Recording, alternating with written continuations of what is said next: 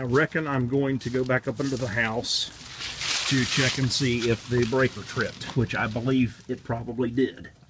So here's my fun crawl to the unit.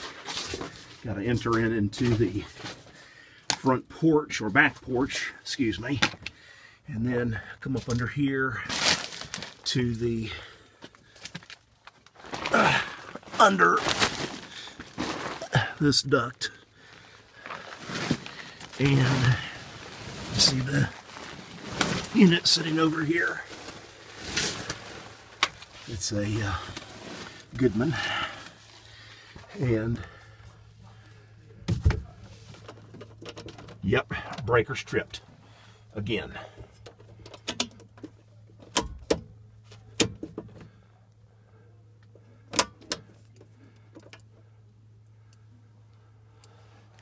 So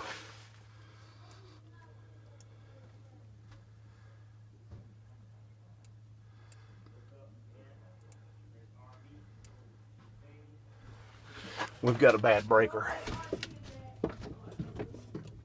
That thing's as hot as it can be. Don't need to reset it again. And breaker's